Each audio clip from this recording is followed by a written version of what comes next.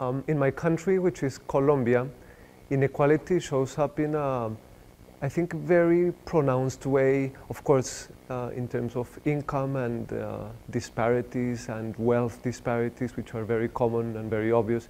But in my view, it shows up as differences in how much people can voice what they feel and what they want. And what I feel is that in Colombia, only a few privileged number of people, and I include myself among those people, are able to voice what we think, how things should be done. Most people have very little voice, and I think inequality of how much you're heard is probably the worst and the most pronounced inequality in a country like Colombia. In my home country, which is India, inequality raises its ugly head in the social, political and economic lives of the people. India's profile is that of a growing economic and political power. But the benefits of the boost of the economy has not petered down to all of its population. The monthly expenditure of the poorest 10% of the people has risen by only 10%, while that of the richest 10% has increased by 38%, which is almost a double. It is the same story in terms of income inequality in the country. One of the biggest challenges that India faces is to create employment opportunities for its people. We are a country of young people where the median age of 60% of the population is around 25 years. So we need to create 12 million jobs per year to satisfy those young people. Otherwise, our country can face economic and social crisis. In my home country in Indonesia, we are struggling for fight against inequality.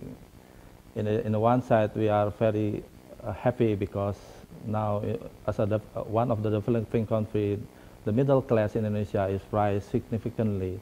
But the other side, we have still have a homework to do with the poverty in Indonesia. We have fight and equality in first in equality in economy, equality in politics, and economy in education.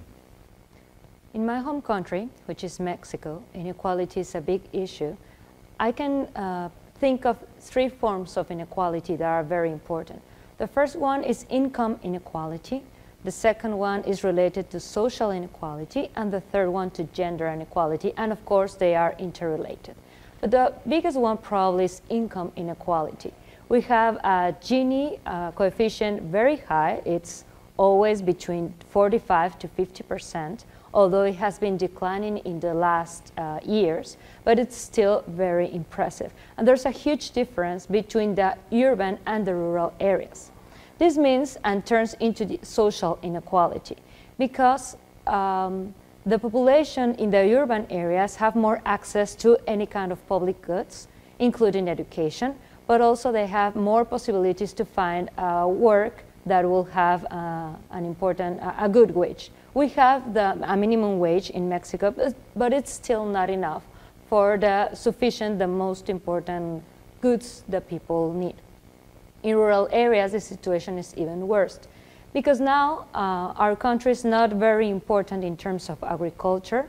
We export some products from agricultural process, but we are really our economy is turned in terms of service. So agriculture is not so important, but still the people that live in the rural areas are facing strong problems in terms of poverty.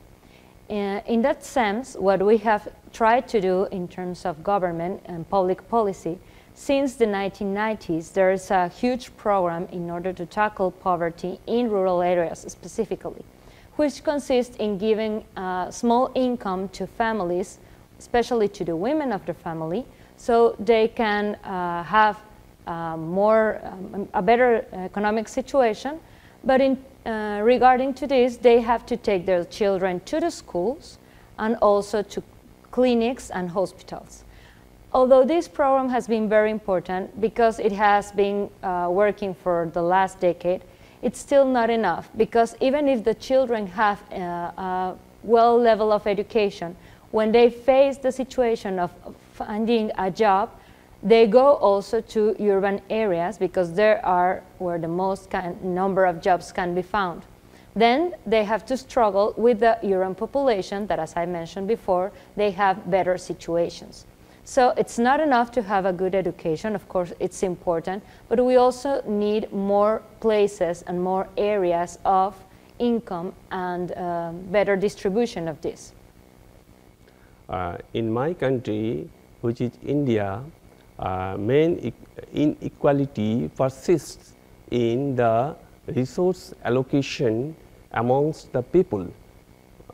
Poverty is an important issue in India. Lack of education is another issue. Sanitation, health problems, and many other complicated social issues persist in India due to lack of education and due to the lack of willpower of the politicians. So inequality exists basically in the form of distribution, wrong distribution of assets which exists in India. India is a rich country which has so many natural resources in various forms. It has fertile land, it has so many water sources, minerals, and other metals are also there. So in spite of these things, inequality among the people exists due to the wrong system or due to the lack of consciousness among the people. In my home country, which is Indonesia, inequality faces many dimensions, like access to education and health facilities, education outcome, health outcomes, voice as well as income and consumptions. Indonesia government mentions that the country's economic growing 6.5% this year. This shows very good stable of economics, but it's not helping everyone. The gap between rich and poor people is widening. Inequality widen as Indonesian economics booms, and around 20% of Indonesian rich people hold the 80% of country wealth.